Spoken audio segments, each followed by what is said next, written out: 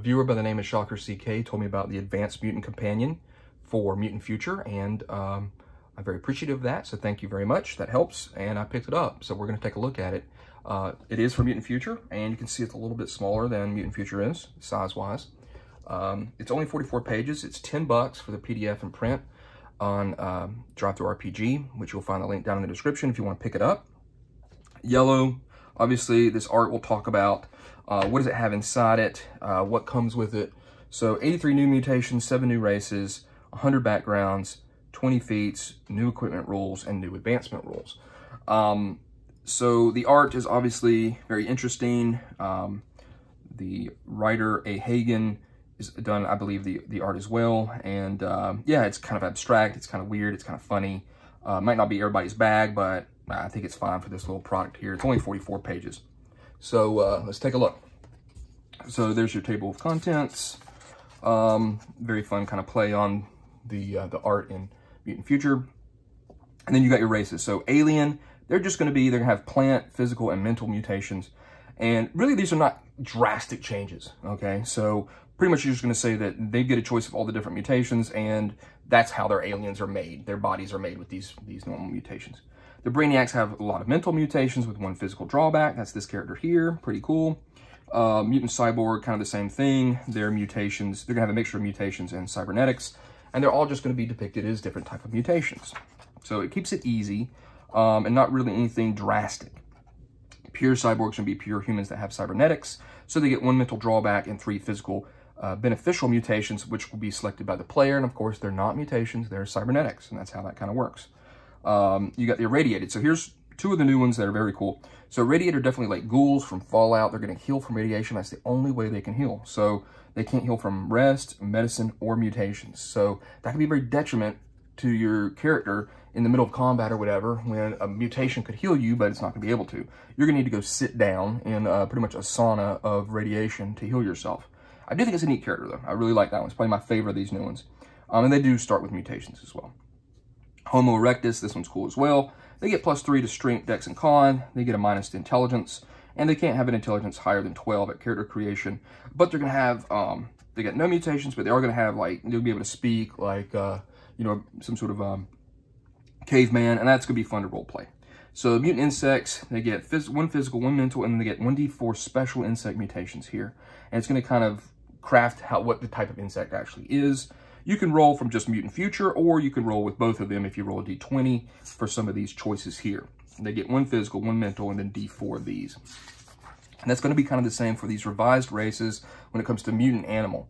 So they're going to get d3 physical, d3 mental, and then 1 special from this special animal mutations table. So unlike the mutant animals in the Mutant Future core rules, mutant animal characters created with these revised rules do not gain a natural weapon. Because that's obviously probably a balancing thing for power creep action. But if you do get aberrant form natural weapon, you could get some natural weapons. And then the pure human, the only thing with this, very easy, is you get D3 technological artifacts starting out. So something to kind of help, obviously, the human, pure humans, which I think they needed. So very good. Backgrounds are very easy. They're almost kind of like AD&D 2nd edition proficiencies, non-weapon proficiencies. Pretty much you get 2 points, and you're going to get a list here. And these are fairly normal sample background characters: slave, smuggler, soldier, miner, fisher, farmer. And so you can put those 2 points into one of those, or both of your points into one of these backgrounds. And it's obviously going to depict maybe what your character did before. And you'll get several more points as you continue to level up. And what they do is they just raise up your stat whenever you're trying to roll an ability score, like maybe you're trying to farm or mine or something. If you've got, like it says here, if you've got a 14 strength, you would roll a 15 if you have 1 point in farming, let's say. So just a very easy way of kind of giving yourself a little bit of a skill system. So I like this lady here playing the flute. These mugs, some of the art I think is kind of funny. I mean, there's something about it. This guy's head has got me cracking up. And I don't know what's going on. Something's grabbed him. So I don't know, he's trying to do some sort of fight in there. So then they got feats, and you're gonna get these at certain levels, odd levels, 1, 3, 5, and 7. So very easy. So Defender, your character's armor class is lowered by 1, and then you can get like a superior attack. So that's your combat feats. You choose a melee attacks, range attacks, or mental attacks, and the character gains +1 damage with that attacks of that type. And you can get it multiple times for cumulative +1 bonuses. Or you can select a different type of attack, of course. Then you've got survival feats. A lot of these are really cool. Once per day, the character may reroll an ability check that they have failed. Same with resistance, secret tongue. A survivor like this, once per week, if the character is reduced to 0 or less hit points by an attack, they may make a save versus death. If successful, they instead survive with 1 hit point and remain conscious and standing. So very good. You can get a bonus mutation. You can be cured of a mutation, or you can pretty much just erase all the mutations you had and get all new ones with this radical mutation feat. There's some cool thing like this here with the prestige feats. So a guild, you join a guild if that's in your setting. You can get a pet. You can get more renown where people know you.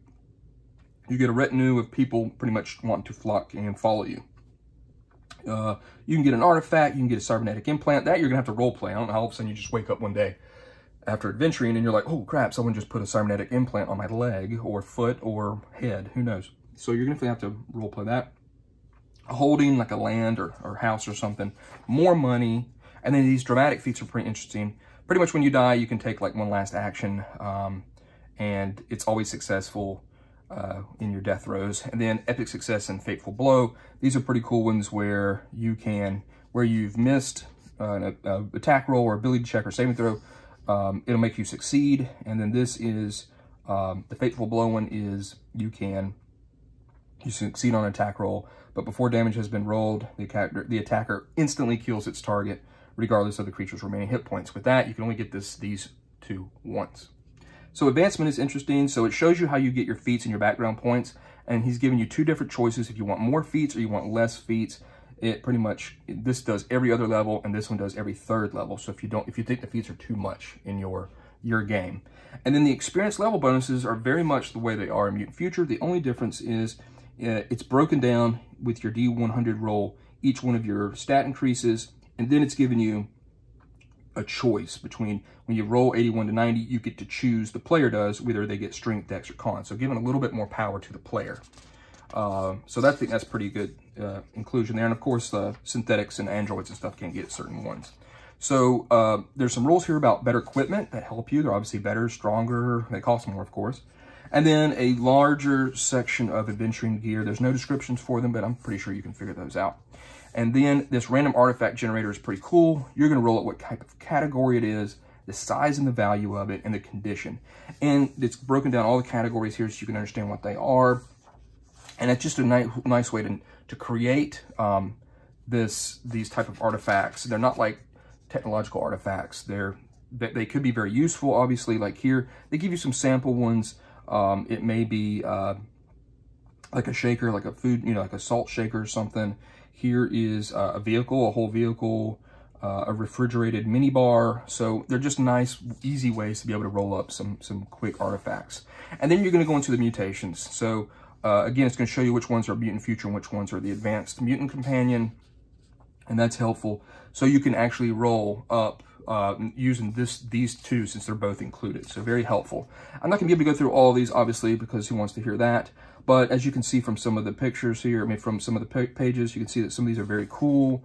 There was this explosive self-destruction. Pretty much you just blow up and die and do a lot of damage to stuff around you. I thought that was cool. Death trance is neat. Pretty much you put your body in a state of torpor. And this picture for marsupialism is funny. Something about it. I mean, he's got his backwards cap, this little guy coming out of his pouch with a gun, and he's got 2 torches, and it just makes me laugh. And there's some strong ones, obviously, where you can inflict another person with a mutation. If you touch them, you can, the natural vampiric weapon, you can pretty much steal their life form to give you life. These parasites will keep you up and back to life, possibly. Super blood, your blood's got some sort of maybe curing or narcotics, or maybe it's poison that kills people. So I think that's pretty neat. That guy's having a bad day, it looks like. And then you've got your physical mutations, drawbacks. Loudness is funny. Maybe you talk loud or something in your body. Your breathing is very laborious. Doppelganger is going to be one you need to play with your mutant lord, where there's other versions of you, like people that look just like you, and maybe they run amok and get you into trouble.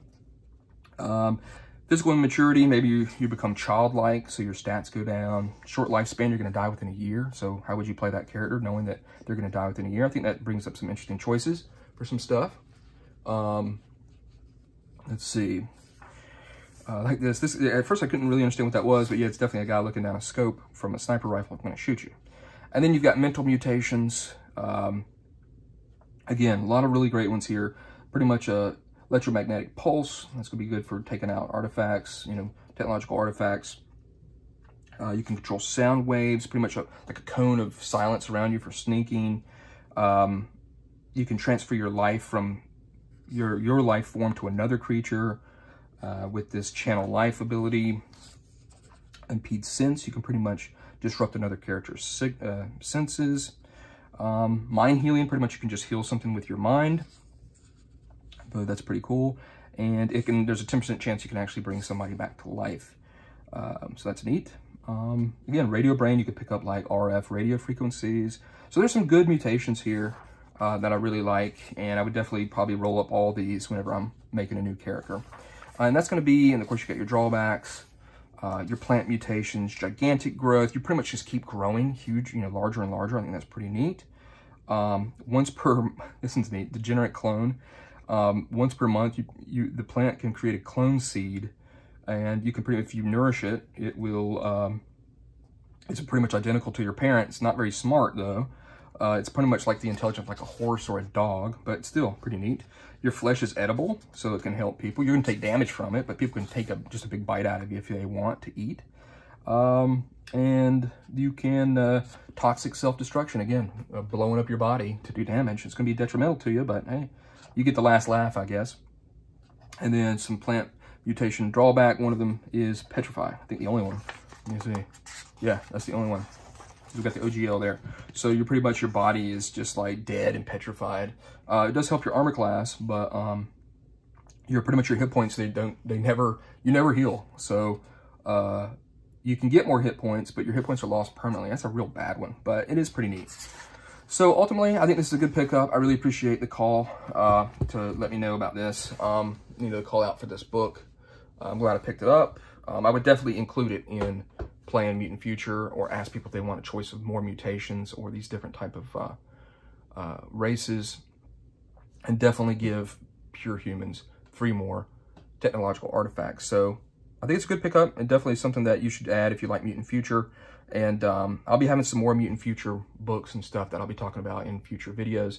So hopefully you like this, and if you pick it up, let me know what you think about it. The art is wacky, but heck, he decided to draw it himself, and kudos to him, because I've thought about that too. Even though I'm not a good artist, I thought about, well, I'll just give it my best shot, and people can complain if they want, if they don't like it. But there it is. It's a little short book that should add a lot of fun to your Mutant Future game. So thanks a lot.